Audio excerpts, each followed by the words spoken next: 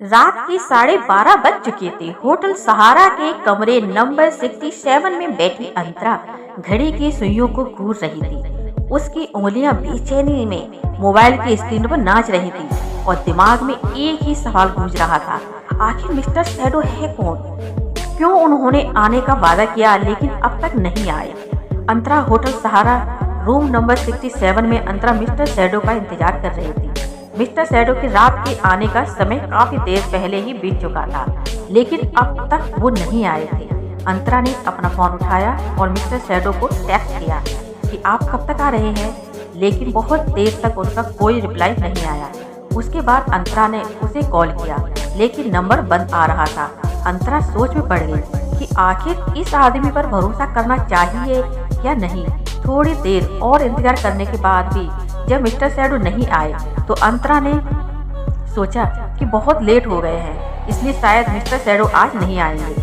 अंतरा ने सोने का फैसला किया और बेड पर लेट गई। ब्लैंकेट ओढ़ लिया। उसने हर तरफ करवटें बदलकर कोशिश कर ली, लेकिन उसे नींद आ ही नहीं रही थी। फिर उसकी नज़र बेड के सामने बनाए अलमारी पर पड़ी। वो 3 दिन से यहाँ रह रही थी, लेकिन उसने ठीक से होटल सहारा के इस स्वीट को ठीक से देखा तक नहीं था। बेड से उठी और बेडबोर्ड के पास गई। अंतरा ने बेडबोर्ड की स्लाइड को डोर सरकाया। उसे लगा था उसमें मिस्टर शैडो के कपड़े होंगे, लेकिन दरवाजा खुलते ही अंदर का नजारा देखकर वो हैरान हो गई। अलमारी के अंदर फीमेल ड्रेस थे और ड्रेस के सबसे नीचे अलग अलग तरह के लेडीज फुटवेयर थे।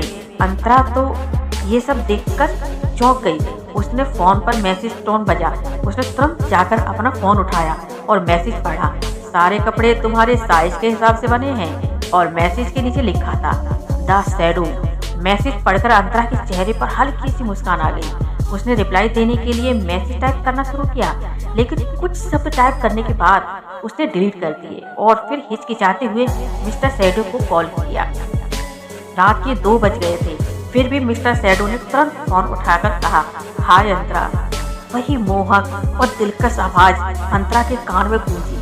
अंतरा ने हल्का सा घबराते हुए कहा, मैंने कपड़े देखे, थैंक यू। इतना बोलने के भी अंतरा की आवाज थोड़ी कांप रही थी।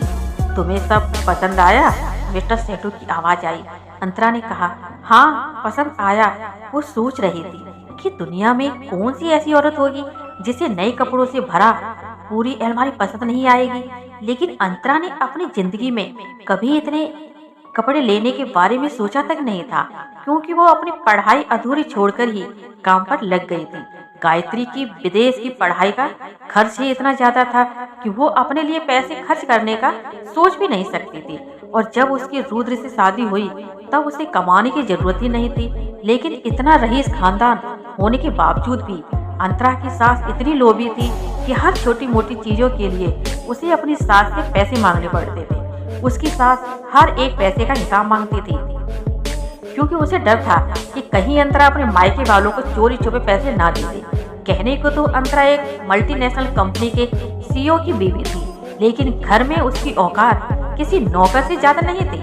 अंतरा इस तरह से सोच में डूबी हुई थी कि उसे पता भी नहीं चला कि मिस्टर शैडो से उसका कॉल कब का कट चुका था। अचानक स्वीट का दरवाजा खुलने की आवाज आई। तब वो अपने ख्यालों से बाहर आई और उसे एहसास हुआ कि वो फोन पर थी। उसने अपना फोन नीचे रखते हुए आवाज लगाई, कौन?